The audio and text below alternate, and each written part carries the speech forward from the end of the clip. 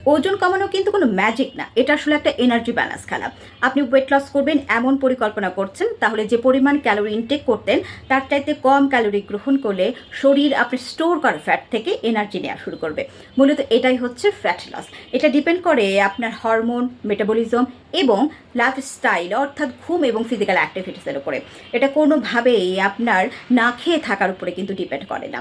এবার আসি কোন হ্যাকসগুলো আপনার এই ওয়েট লস জার্নিকে আরও সহজ এবং নিরাপদ করবে।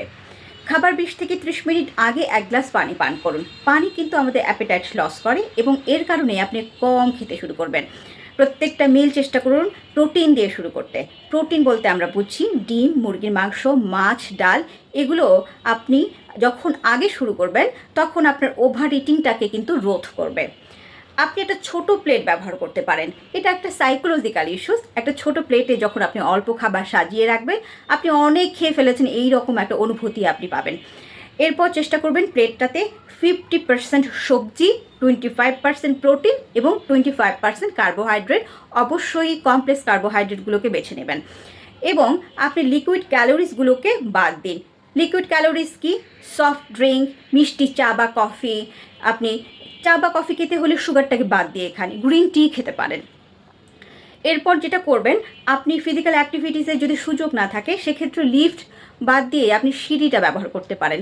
আপনার যেসব জায়গায় হাঁটবার সুযোগ আছে আপনি হাঁটার চেষ্টা করুন এবং রাতের খাবারটা অ্যাটলিস্ট 8টা থেকে 8:30-এর মধ্যে শেষ করবার চেষ্টা করবেন এবং প্রত্যেকটা মিল আপনি চেষ্টা করবেন আপনার যে সারাদিনের খাবারটিকে 5টি ভাগে ভাগ করে ফেলবার জন্য।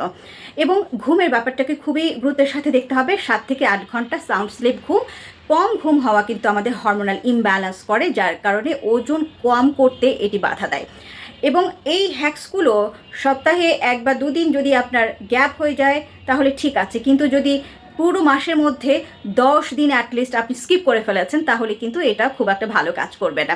এবং যাদের অন্য কোনো শারীরিক জটিলতা নেই, তাছাড়া শারীরিক জটিলতা কি, ডায়াবেটিস, পিসিওএস কিংবা কিডনি কিংবা লিভার ডিজিজ অথবা এমন কোনো ডিজিজ রয়েছে যেটা আপনি আপনার হিস্ট্রিতে রয়েছে, তাহলে অবশ্যই ডায়েটিশিয়ানের পরামর্শে আপনাকে এই ওয়েট লস জার্নি শুরু করতে হবে। আদারওয়াইজ যাদের অন্য কোনো শারীরিক জটিলতা নেই তাদের জন্য এই হ্যাকসগুলো কিন্তু খুবই নিরাপদ এবং এফেক্টিভ।